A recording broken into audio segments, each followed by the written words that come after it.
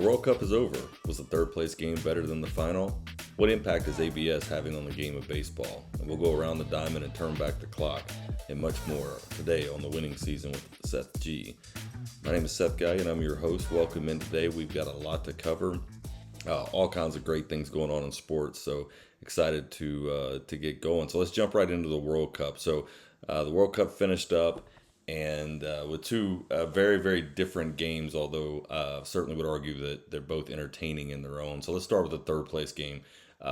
Absolute insanity. For American soccer fans, it was probably their favorite soccer game they've ever watched.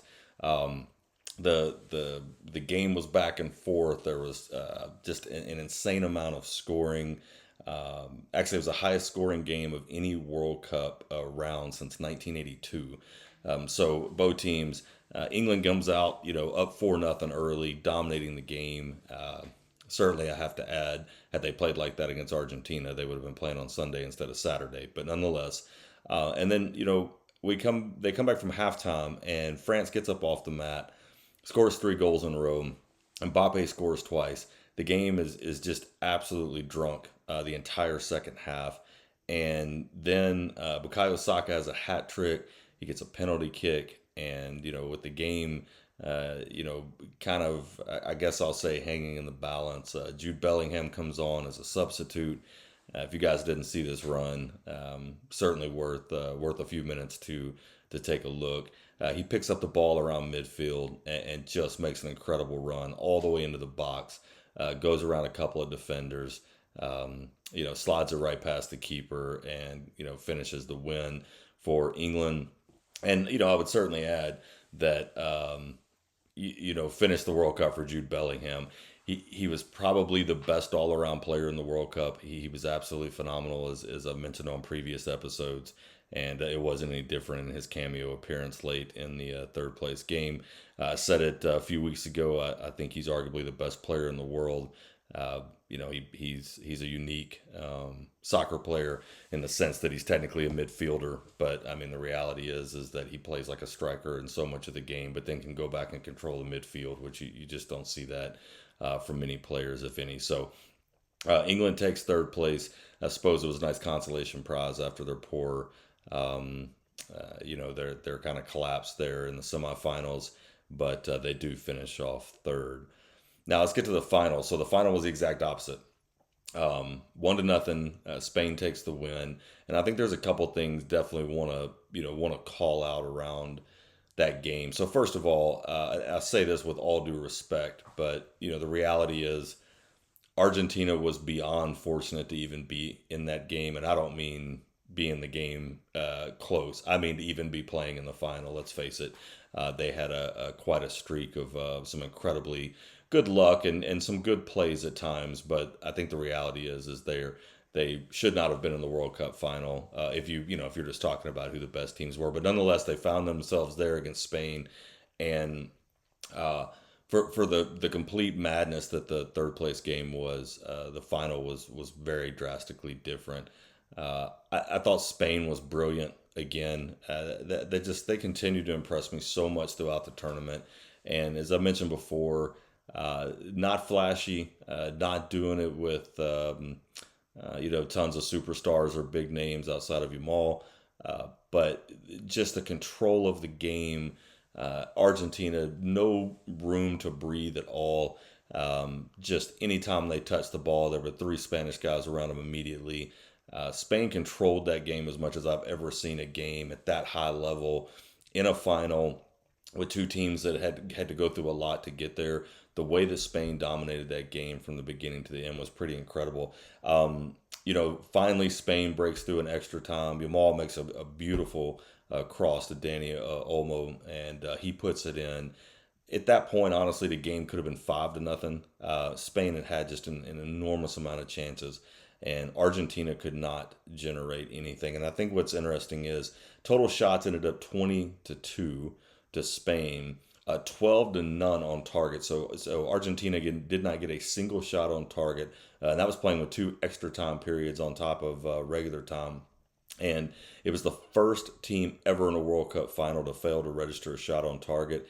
and it was the 117th minute of the game before they even had any kind of shot. So complete domination by Spain. It just again, Argentina had absolutely zero answer. I think the entire game, when you're watching that, the only hope Argentina has that Messi somehow creates some moment of brilliance, which I think we all know is always possible, right? If we're being honest. But honestly, Spain was having none of it. I mean, none. Um, if you're not a big soccer fan, you might not appreciate the way that Spain dominated the final. But I almost look at the semifinal. If I compare it to baseball, it's like watching a 12-11 game. I mean, just home runs, hits, runners on base. Game's crazy. It's wild. It's a lot of fun. The final was more like a 1-0, two complete games. Both pitchers throwing less than 90 pitches. It was more of that type of game. I tend to like the pitcher's duel in baseball, and so maybe there was some appreciation for me in the final. But you can't argue with how good Spain was in this tournament, and they were just as exceptional in the final. They're absolutely worthy champions. They absolutely deserve it. And what a performance by them! So they come off winning the Euros 2 years ago, then they turn around and win the World Cup, and they're a very technically enjoyable team to watch. And I couldn't help but during the final think about people around the world refer to soccer as the beautiful game, and I think what Spain played in the World Cup was absolutely beautiful, and it was really just pretty incredible to watch. And so very deserving. It would have been a little bit of a travesty had they not won the final. With the way they dominated that game, if for some reason something had happened that would have cost them the game, thankfully it didn't. And Spain are our World Cup champions. So the good news is that the World Cup was incredible. It was an incredible tournament. It was well hosted. The fans were great. The players were great. Just everything about it was awesome. I think the bad part about it is we have to wait 4 years before we get to see that again, and certainly we'll have the Euros come up in a couple of years. But all these guys, all these players now, they're back. They get a week or two off. Some of their club teams have already started their preseason. They got to get right back to work as we got the Premier League right around the corner here in August. So more to come on that. But awesome World Cup. Congratulations to Spain, their fans, their players. What a great game, and really just what an overall incredible performance. All right, let's move on to the next segment today, which I'm very, very intrigued by. And all of this stems from something I heard. So I tend to consume a lot of baseball on the radio for whatever reason. I don't know if it's nostalgia or what. Not that I grew up listening to it on the radio or anything, but I just love to listen to the game on the radio, to hear the game described in that level of detail. I just find really enjoyable. So anyway, I listen to a lot of games on radio. And there was a comment made about ABS on a game I was listening to earlier this week that really triggered a lot of thoughts, and I think some interest to go do a little more research on ABS, the impact it's having on the game. But what was really said made me think about the strategy of how ABS is currently being used and what that might evolve into. So let's just get into some of the interesting numbers around ABS. So overall, it's really interesting that there's about a 50-50 rate on success, essentially meaning that half the time the umpires were correct, the other half the time the hitter, catcher, or pitcher who challenged is correct. However, all challenges certainly are not created equal. So I was a little surprised by this stat. So pitchers and catchers have a 58% success rate. Okay, so pitchers and catchers, when they challenge, obviously a majority of the time are always or more correct than they are wrong. However, batters, it's 48%. So there's a huge discrepancy between the two. Now, certainly you would argue that the pitcher and catcher have a better viewpoint, I suppose, of the pitch and the strike zone than maybe the hitter does, just angles and things like that. But I thought it was interesting, 10% better pitchers and catchers challenging as opposed to the batters. Now, that comes out to about 53% success rate. So again, slightly more overturned than aren't. But overall, it's a pretty even field. And then, it's really interesting too, because even there's some big discrepancies in teams. So like the Reds, the Diamondbacks, and the Tigers are by far the best in baseball. Their success rate of challenges is extremely high. And then like the Pirates, Guardians, and White Sox are the three worst. And what's interesting is that there's about a 12% difference between success rates in those two teams, which I found kind of interesting that there would be that much difference. But I think some of that might come back to how teams are using ABS, which is what I want to spend a few minutes and get into here.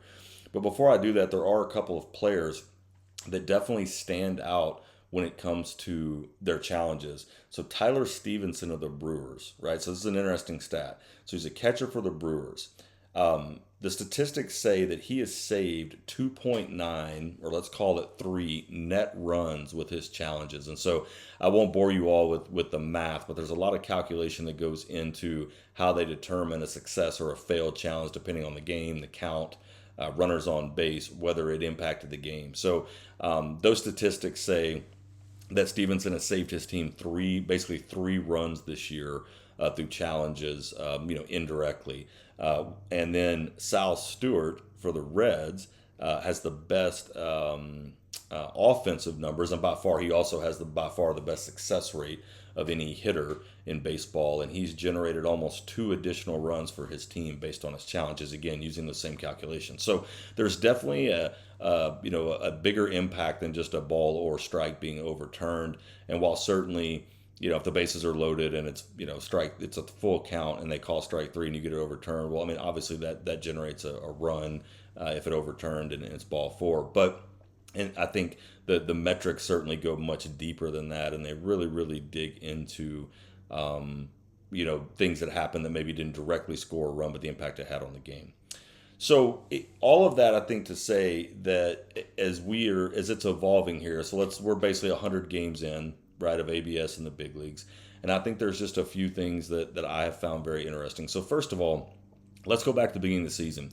You had guys challenging like crazy. You had guys challenging the second pitch of the game on a 1-0 count with nobody on, right? I think it was new. Players, catchers, pitchers, they all think they're correct. Obviously, they wouldn't be challenging if they thought otherwise. And so because of that, we saw a lot of early challenges. And then, there was many games early on in the season where by the second inning, nobody had any challenges left. And then you're just kind of left to the mercy of the umpire if you want to think about it like that. So this whole idea kind of emerged of, well, really what should happen is that you should use your challenges preferably in later innings. And then I think the big buzzword is in high leverage situations. So as we tend to do in sports, everyone tends to then take and run with that. And that's what we all talk about. It changes the expectation, and that's what the narrative is. So I think the narrative around ABS pretty much for most of the season, after call it the first 3 or 4 weeks, has been it's got to be high leverage and preferably late in the game. And so I think we've been kind of living in that world, and I think you hear about it on pretty much every broadcast, especially when guys do it when it's not high leverage and not late in the game. But anyway, I think that's a very accepted thing. But what was said this week that really, I guess, made me think about the evolution of ABS was it was early in the game, and the umpire was consistently calling the outside part of the strike zone to left-handed hitters about a ball outside of the zone. He consistently was calling it a strike. Well, back to this idea of, hey, only challenging high leverage in late innings. No one's challenging it, which is what got the commentators discussing it. And the conversation turned to, is this a time, if you're a manager, where you tell one of your players to go and challenge one of those, don't worry about if it's high leverage, right? To essentially correct the umpire back into the strike zone. And that got me thinking about, we've all gotten so used to, right, hearing about this high leverage, high leverage, high leverage. But this was a whole different thought process, right? Around, hey, what if we as a team have a strategy of we're going to try to get the umpire back into the zone? Forget about high leverage, forget about where it is in the game. He's consistently calling that. We want to we want to get the pitcher and the umpire back into the actual strike zone. Should we use it in that scenario? So then I thought, well, that brings up another interesting thought, because depending on who your pitcher is on the mound and where you're at in the game, a team may also choose not to, because they want to take advantage of that when they're on the field and they're out there pitching. And so it began to really make me think about, there's probably a lot more than just a ball or a strike in a high leverage late inning situation that I think ABS will evolve into. Now, do I think there are other ways that teams can use it? I mean, sure, we could probably come up with, all kinds of crazy scenarios. But I think this idea of, hey, maybe I'm not trying to just get a ball or strike overturned, but maybe I'm trying to correct a consistent thing the umpire is doing that I want to change. And if you think about that, if that was your strategy or if that's what you were trying to do, then I would argue that the leverage of the situation doesn't matter and when it is in the inning. But again, I think there's also the other side of that is do I not challenge? Because I want my pitcher to be able to take advantage of that, and so I'm just going to let it go. Man, maybe I'm telling my guys don't challenge it. You just need to go up to the plate prepared for it. So I wonder how much of that kind of conversation is going on in major league dugouts, and how much that strategy is around ABS, or if some teams are really just using it to correct balls and strikes in high leverage situations late in the game. So I think ABS is continuing to evolve. I think we'll continue to see it evolve. I think we've already seen a couple of things. It's funny, I read earlier this week that there's quite a few major league teams who have essentially put a rule in that their pitchers are not allowed to challenge. It has to come from the catcher. And again, it all goes back to analytics. The analytics say pitchers are not good. They're not good at challenging calls. And so some teams have told their pitchers, hey, you're not allowed to challenge. Let the catcher handle that. That's their job. Which reminds me of Chris Sale in spring training, essentially saying that on the front end. I'm not going to challenge any pitches. I'll let the catcher handle that. That's not my job, right? So I think it will continue to evolve. But I love this idea of how do you use ABS in a much more, I would say, strategic way than just overturning a ball and strike. And so you think about over the last few years in baseball, there's been some pretty significant rule changes. So you've got the pitch clock, the bigger bases. Now we've got ABS. And honestly, I think as a little bit more of a purist of the game, I was not a fan, I don't think, on the front end of any of these changes. And I think today I'm not so sure I could be any happier. I love all of them. The pace, the consistency of the game, with the pitch clock, just the pace of the game. I love. The larger bases has certainly caused, added kind of the stolen base back into the game to some degree, and then here we are with ABS, and I love the way they put it in. Right, hey, you only get to keep it if you win. Like it hasn't overtaken the game. It's quick, it's efficient, it's fun if you're at the ballpark to wait for it to pop up on the screen, and at the end of the day, right, it's correcting a lot. It's correcting the umpires, it's correcting the hitters and the catchers and the pitchers' perception of the strike zone, perception of how the umpire is calling the game. But I think we're going to continue to see ABS evolve, and really looking forward, quite frankly, to see where it goes. Because again, I think there's a lot more strategy, and there's probably a lot more going on in those dugouts around what they are and aren't challenging, and when they are and aren't challenging than maybe meets the eye. But just something to think about, and certainly something I will continue to certainly be very interested in, and continue to watch and see how that evolves. As the teams get more and more used to it, they understand it better. There's more analytics available for them to be able to use. So, all right, well, let's jump into Around the Diamond. Let's jump right into who's hot. Right. So, of course, this is the most obvious thing I'll probably ever say on this podcast. The Boston Red Sox are absolutely on fire. 14-game winning streak. In that, they swept the Rays 4 games, a really, really good Tampa team. Man, they have won every way you can imagine. Walk-off home runs, blowouts, tight games. It's just been crazy. And matter of fact, they're 1 game away from tying their entire franchise record for winning streak. So, be interesting to see how that plays out. They have been the best in baseball pitching wise, ERA, WHIP, and quality starts over the stretch. Their pitching's been phenomenal. Masataka Yoshida's 400, 4 doubles, 2 home runs, 8 RBIs. He's been absolutely on fire. And, Caleb Durbin's had some really big hits, huge walk-off. And so this is a very, very interesting, I guess I'll just say a very interesting scenario here. I mean, this is a team that's dead in the water, going to be sellers at the deadline, well on their way to finishing in last place in the American League East. And out of nowhere, this team has absolutely caught fire. They are 100% back in the playoff race. And at this point, I can't help but think that they're going to be buying at the deadline with this winning streak. So I love it when you see a team come together and almost like force the front office to go be buyers, like force them to go get us some help, because we're showing we can play well and we can win. So from where that team went to where they've gone, it's pretty incredible to watch, and they've been it's been a lot of fun, and they kind of just keep finding ways to win. And again, all winning streaks are kind of like all streaks. They must come to an end at some point. But Boston Red Sox absolutely on fire. And then Drake Baldwin as well. Led all of baseball in average on base percentage, slugging, total hits over the last week. 3 home runs, 8 RBIs. Hasn't struck out in 34 plate appearances, which is the longest streak in Major League Baseball currently. He's been absolutely just destroyed the Rangers right after the All Star break. So incredible start to the season. Got hurt, pretty bad slump before the All Star break. He comes out of the All Star break and he has been absolutely on fire. And certainly as a Braves fan, highly enjoyable to watch and have enjoyed it. And then maybe a really just to jump into who's cold, right? So let's start with the Marlins. So surprise team of the first half, play extremely well, find themselves right in the mix in the National League East. They've turned around and lost 7 games in a row, got swept by the Guardians, got swept by the Brewers, negative 15 run differential in those series. Again, Guardians or Brewers, two good teams.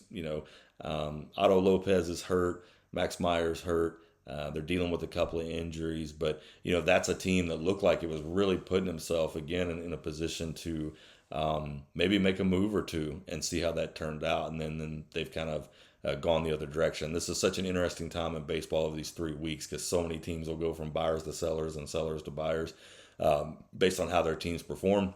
And we're seeing that right now with the Red Sox and Marlins. The Red Sox are almost forcing their front office to go be buyers, where the Marlins front office might make a different decision here with this little bit of losing streak. And then I have to certainly on the cold side, Nathan Church, 0 for 30 streak. That's a little bit challenging to do.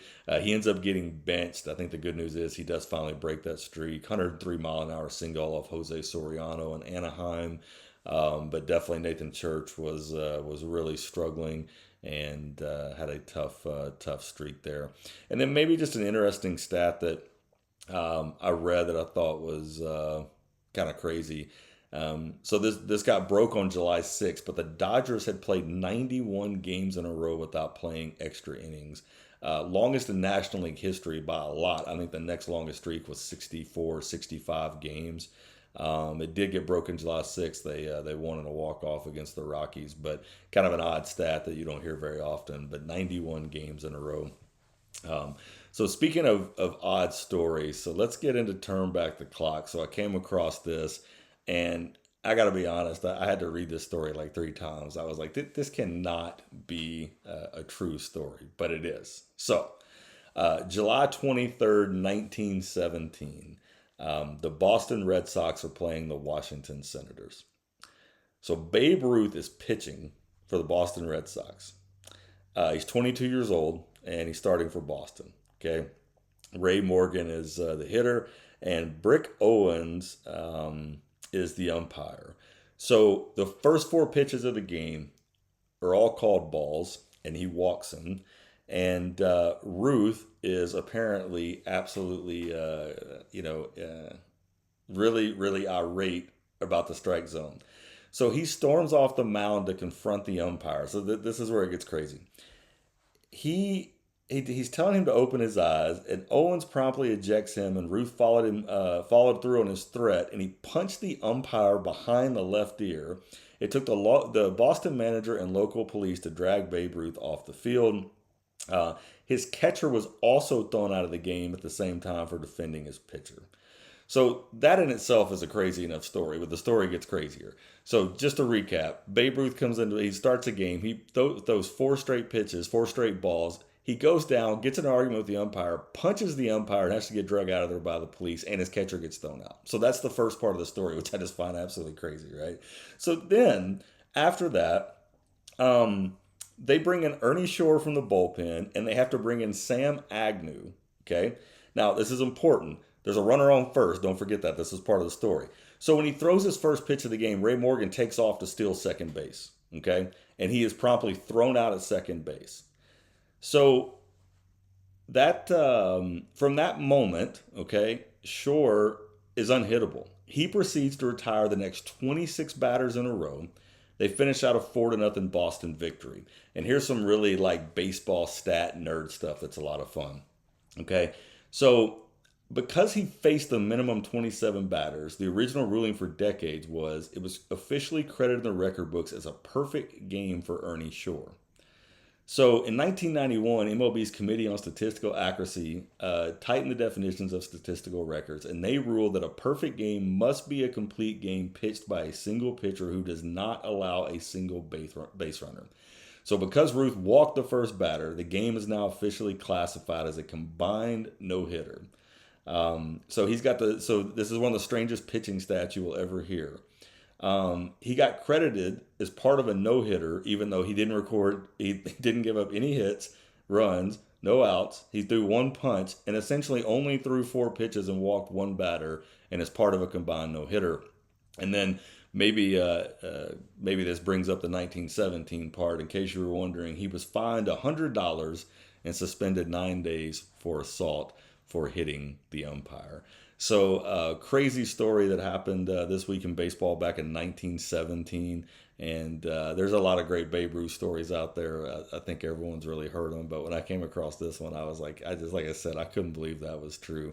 And so, and also too, so how many years was he considered part of a perfect game, in a game where he walked one hitter and punched an umpire and got thrown out? But even today, in the record books, Babe Ruth has a combined no-hitter in a game that he didn't retire a single batter and punched an umpire. So crazy story this week for turning back the clock. That one will be tough to beat, but can't wait to see what we dig out next week. All right, well, that's going to wrap up this episode. Next week, we're going to continue to talk about MLB's divisional races. We should have some good info on the trade deadline as that is heating up. Real quick on that note, I think it's an interesting market because I'm not so sure there's a lot of sellers. There's so many teams that are still so close to potentially getting a playoff spot.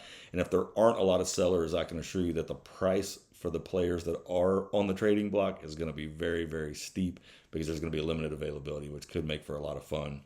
So look forward to getting into that next week.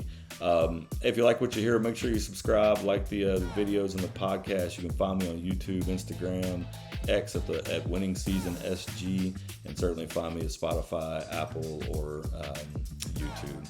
So that'll do it for this episode. Look forward to seeing you all next time, and see you on the other side.